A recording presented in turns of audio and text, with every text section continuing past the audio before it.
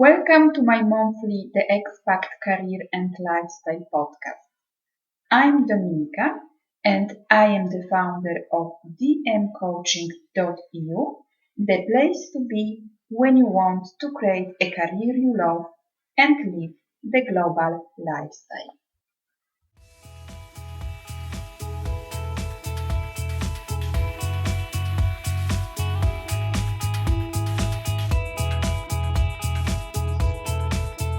Welcome to our monthly podcast. Today I am very excited to interview Jen Schulz from Canada. Jen is the founder of Creative Income Design, where she's helping inspiring entrepreneurs to figure out how they can work at what they love and generate income. She's a former mortgage broker who recently transitioned to a full-time business owner. And today we are going to speak with Jen how to create your own income, generating ideas as an expat and world traveler. Welcome, Jen. I am really glad to have you here. So please tell us more about yourself and what are you doing exactly? What is your business about? For sure. Thank you for having me. I'm born and raised over here in Canada, so different part of the world from you. But obviously, things like Skype make it easier for us to keep in contact with each other. About me, have you heard the phrase glass half full? Mm-hmm. Yeah, so I definitely think I'm one of those glass half full people. And I'm always trying to find the positive in situations. I'm always trying to find the best case scenario. Um, I think that we're all responsible for creating the lifestyle that we desire, that we all have that responsibility, and that people should take ownership of their lives and action steps in the direction that they want their lifestyle to go. So essentially, I took those two core values that I have and knew that I needed to create a business that spoke to those core values. So for one, that I would stay really interested and connected to my clients. But I knew how powerful those two insights could be for my clients as well, for getting on the path for them creating their desired lifestyle. So based on those cores, values, that's how my company, Creative Income Design, was born. Mm-hmm. So have you ever thought about being your own boss, and how was your transition from employee to self-employed? I've always dreamed of being my own boss. Mm-hmm. I would, way back in like grade school, was making jewelry and selling it on the playgrounds to my friends. So I've always dreamed of being my own boss. With that said, I was an employee for years and years and years Mm-hmm. because that felt safe. So I was really nervous when I knew it was time for me to leave that secure, safe employee job. It was definitely one of the toughest decisions of my career, but looking back, the most rewarding decision. And it certainly didn't happen overnight. When I knew I wanted to transition, I started off by investing in 4 rental property suites. And I did that while I still had my full-time employee job. And like I said, it wasn't fast. It took me 3 years to get the properties and get renters into it. So that I consider a small business all on its own. Mm-hmm. But having those properties and those wonderful tenants gave me the confidence to walk away from my life as an employee. And then finally, I hired a business coach and took that last step out into the self-employed world and left the job world behind. Mm-hmm. And you did the right decision, of course. Yes, it's like I said, definitely the right decision. Like I have no regrets. No regrets. Okay, that's great. So when did you realize that it was the time for you to work for yourself? hmm Well, actually, when I was working at my previous job, I thought it was a nice, safe, secure job, but Mm-hmm. a colleague of mine, they laid her off and they got rid of my job position and bumped me into her job position. So I was really grateful that I still had a job, but it completely opened my eyes to see that somebody else was in control of my schedule, how much money I made, when I could take a vacation, right down to what time I had to show up in the morning and what time I was allowed to go home at the end of the day. So suddenly I felt powerless and I realized that, okay, no, I want more control in my life. So it's time for me to take ownership and go after the life that I want, where I have more control. Mm-hmm. So it was more about, yes, having more control and Yeah, ownership of your life. yeah, Yeah. absolutely.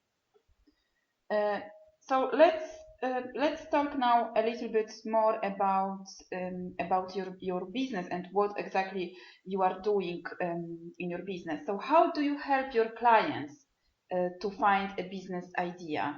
And so what is your strategy? hmm I ultimately I work with my clients to get them really clear about what they want their lifestyle to look like. Mm-hmm. I think that's the most important first step because if we don't know what we want, then how are we able to go after it? And realistically, when working with my clients, we discover that most people don't want $1 million sitting in the bank. They want a lifestyle that makes them happy. So, for example, if I have a client that absolutely hates working indoors, then we're not even going to brainstorm business ideas about working in an office because Mm-hmm. that would make them really unhappy day after day to being stuck inside. So essentially my strategy is that we look at what the client wants their lifestyle to look like first, then we figure out the business idea that allows them to live as much of that lifestyle as possible. Mm-hmm. And Mm-hmm. yeah, and so so you are first starting with the with the lifestyle, uh, Yeah. and then so how do you help them? So how can someone find your business idea? How do you help people to find the business idea exactly? Well, So we know about the lifestyle. So for example, yeah. yeah, what are other steps? What are other steps? Then we really figure out what they like and what they don't like. Mm-hmm. Um, so if, yeah, like I said, if they don't like something, then we can eliminate all the ideas that aren't going to work for them. But we really try to focus on what the client likes Mm-hmm. and try to find business ideas based around what they like. So if there's certain industries that we like, then we'll research Mm-hmm. business ideas that fall into that industry. Mm-hmm. Yeah, so figuring out, and sometimes clients could care less. Sometimes they just want to, like, I work with a lot of moms over Mm-hmm. here in Canada, and they want to be able to drop their kids off at school in the morning and pick them up at the end of the day. So for them, a lot of them have decided that I'm just going to go and clean houses during the daytime, be a housekeeper, so that I get that lifestyle that I want. So they don't necessarily love cleaning houses, they don't mind it, but it's giving them that lifestyle that they want. Okay, yeah. So the first, yeah. The first, the most important part um, is thinking about your lifestyle and then finding your business idea. Yeah. Yeah. So how someone or how a person can be sure that the business idea is going to work? I think the best ways are to find, like, once you have that business idea, I always recommend reaching out to somebody else or maybe more than one person that is already doing what you want to do or doing something similar to what you want to do. So you can talk to them and see if the image that you have in your head of having that business idea is actually what it's like. Because if you talk to somebody and the business is nowhere near what you thought it would be, then it might not be the perfect match for you. Yeah, so I think, yeah, talking to people that are already doing what you're wanting to do is ideally if you can find a mentor, like somebody else that can guide you through the process of how they got their business started, that can be um, a huge boost for you too. Because you don't always know that your business idea is going to work, but you kind of have to be prepared to grow with your business idea. So sometimes as a business owner, you'll get into a project, working away at it, and it doesn't necessarily go the way that you planned. So you need to be a little bit flexible and just be able to trust yourself and know that you can adjust your plans as you go. It's not set in stone. I think as a business owner, you're constantly learning. And yeah, learning from other business owners, learning from what works, what doesn't work, and your business just kind of evolves from there. I always recommend if you can work with a business coach or have an accountability partner, something just to help you keep moving forward, because it's so easy to get stuck when you're the one in your business responsible for making all of the decisions. It's nice to have somebody else to bounce your ideas off of, or if you have concerns, just to kind of talk it out. That can be really helpful in getting your business going. Yes, I think having a mentor or like a business, like a business mentor or someone who is doing the same, not the same, but a similar thing that you are doing can help you.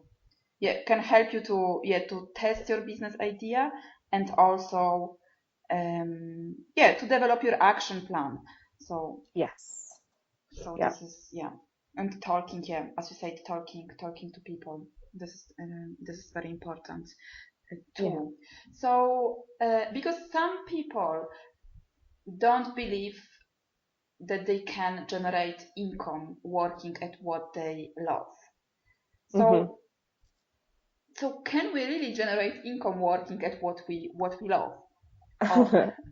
It is possible. I think, yeah, I think for the most part we can. I think as long as you have a plan and determination, I think we really can work at what we love. Not everything that we love. Like if you're a person that loves taking bubble baths, then you might not be able to generate an income doing that. But I think for the most part we can generate an income working at what we love. And I think the online world now, there's so many examples of that. If you think you have some really obscure, weird idea and you go, oh, I absolutely love this, research it, look into it, see how other people are making money doing that similar thing. And sometimes having that, just knowing that other people are doing it too, can be a huge boost for your own state of mind for being able to take a chance on yourself and put your idea into action. Yeah, but I really think we can. Yes, I think I agree with you. I also think that we can. Also it depends what kind of business idea, what is your business idea and what is your lifestyle. But I think that we can. So I agree with you on this point. So let's talk a little bit about business ideas for expats, expat partners, or just people who want to travel the world and work at what they love. So what will be, so I know that there are many expats in Canada. So what will be the starting point to find a business idea which you Mhm. can take with you or develop in a different country, in a new country? Mhm. I always say stick to what you know. Mm-hmm. So, especially if you're going to be moving to a new country or traveling the world, that's going to be lots of changes happening for you on your personal life. So I say stick to what you know. So if you have a specific skill set that you can share with people. So ideally, coaching and consulting are Mm-hmm. huge industries right now. So if you have a background in a specific industry that you can take with you on the road and help coach and consult people, um, you can do that from anywhere in the world because the internet is such a huge business tool.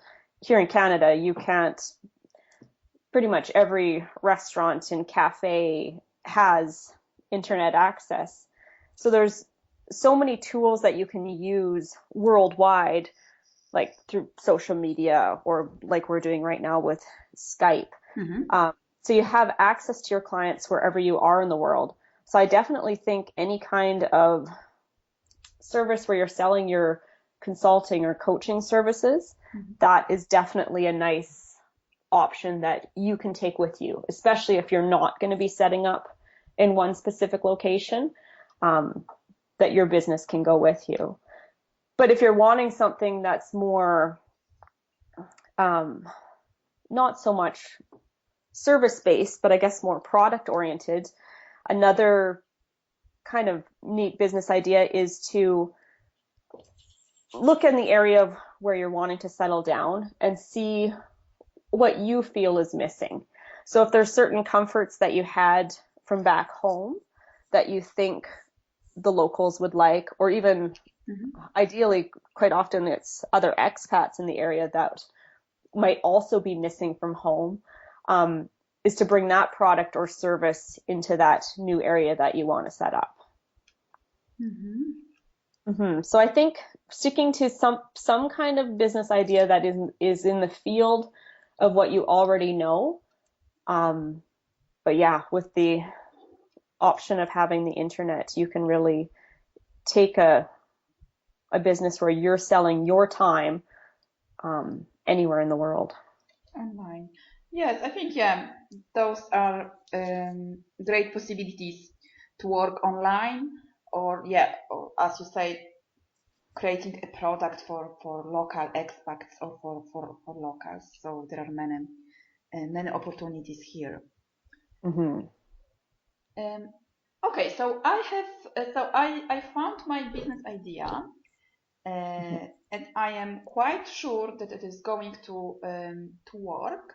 So what next? So how can I put my business idea into practice? I am a huge fan of breaking it down into tangible steps. Mm-hmm. So taking your idea and whether you're like, have you heard of mind mapping where you write down your idea in the middle of the paper and kind of make branches out from it, breaking it down into all the action steps that you need to take, Mm-hmm. so that you know what steps, so that you're always moving forward. It's so easy to have a big idea in your head and kind of feel overwhelmed. So if you can break down your business idea and go, okay, I need to set up a website or I need to contact the city to find out if I need a business license, to make a list of all the steps that you need to take. I also would say have some kind of contingency fund. It's like starting up any business venture, really. You're typically not going to replace your current income right out of the gate. Mm-hmm. Usually it takes several months of getting your product or your service out there and building up your client base. So I always advise my clients to have a little bit of a savings account, just so that they're more comfortable setting up their business and it's not so much pressure to be making the money right away. Um, and if possible, I would say test out your idea before you leave your current situation. Mm-hmm. So if you have a chance to talk to locals in the area, just to say, here's my idea, I'm thinking of bringing this business here. Um, do you think that there's a market for it here? Or if you're going to have an online business, to again talk to people online. There's so many forums online and chat groups that you could type in your topic, find out the chat groups that relate to your industry, and put your questions out there. Say, here's the business idea I'm thinking of launching. What are, like, find out what your clients' pain points are. Find out what products they need that would solve their issues, and just really get clear on what your market wants. Yeah, by asking around just to confirm that there is a viable market out there for it. Mm-hmm. Yeah, Yeah, so, so yeah. yeah, go ahead. No, I was just, yeah, so summing up. So yeah, so testing your business idea, then having some savings before, Mm-hmm. yeah, so you can, yeah, so you can start your business, and also using mind maps to, yeah, Mm-hmm. for your actions and stuff. Yeah. Yeah. Yep. Uh, yeah, so you talk about savings, so having like a saving account before you start a business, or before you leave your job. So my next question is, so how much money do I need to start my own business? Yeah, like that really depends on what kind of business you want to start. Mm-hmm. I know that, like I was saying before, I really like the idea of the internet and online businesses. And I really think that with the internet access, that having an online business is a really low cost way of starting up a business. So, like if you're selling your coaching or consulting services, for example, um, there are so many low cost and even free resources available online now. And with Wi-Fi being more easily available in realistically pretty much all over the world now. Um, so if you have access to Wi-Fi, then you really have access to your client base. So you can set up, like for example, on Squarespace, you can set up a website, and they're really modern and professional for as little as $8 a month. Mm-hmm. So a really low cost way for you to get your business out there in front of the world. So that's really inexpensive. You can use services like Skype, like we're using now, and Google Hangout to chat with your clients for free, which I think is pretty amazing that we can talk to people around the world at no cost. And you can even do video conferences that way too. So it's just a huge tool that you can utilize for free.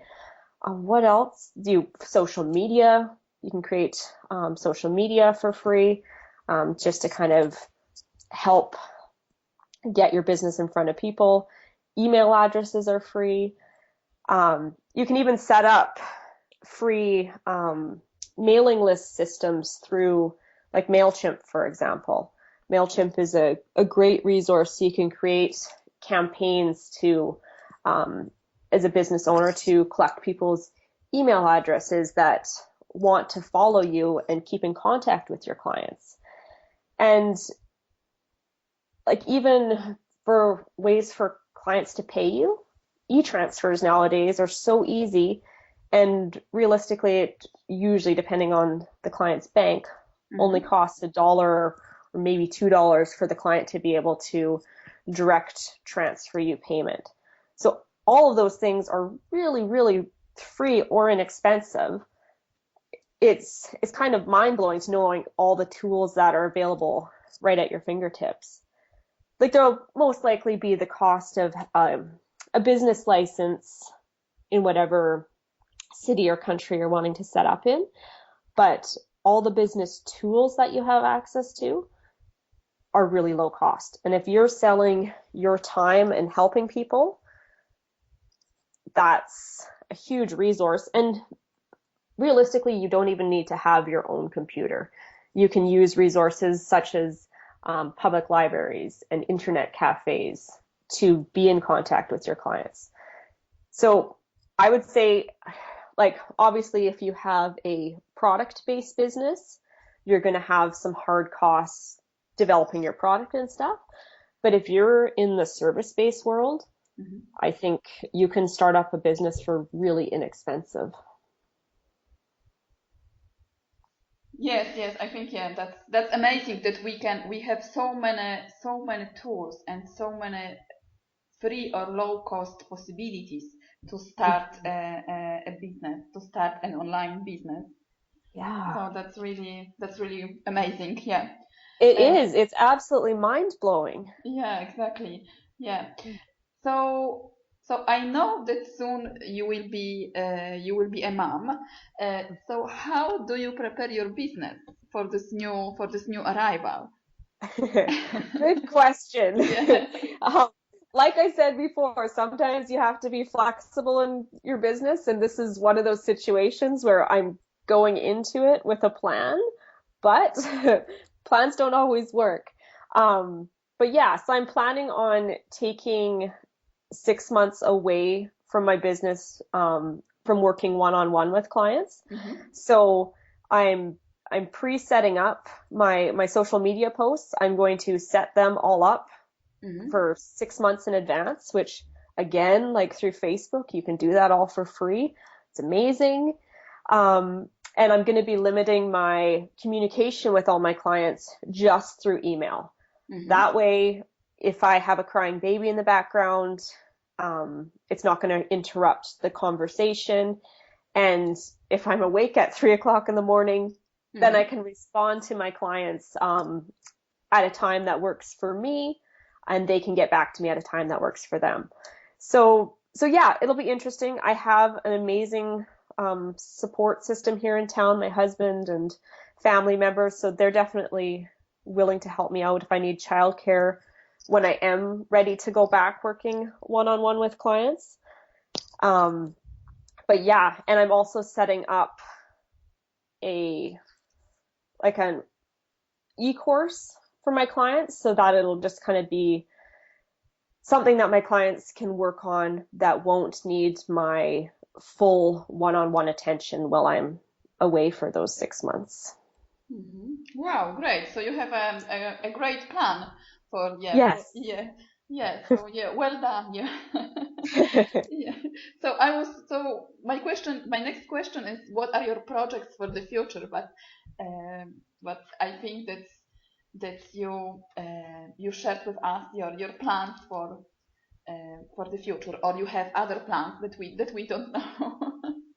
Nope, definitely working ahead. I really want to, in my future plans for next year, I'm finding a lots of, not children, but I'm getting inquiries from parents of children that are getting ready to graduate and go out into the real world that don't have any business idea, and they don't just want to go into school not having a plan. Mhm. So I'm really wanting to put together a future course to help kids that are graduating just kind of get more of a feel for what business ideas will work for them in the future, not just having to go in and check a career box off the list that they're offered.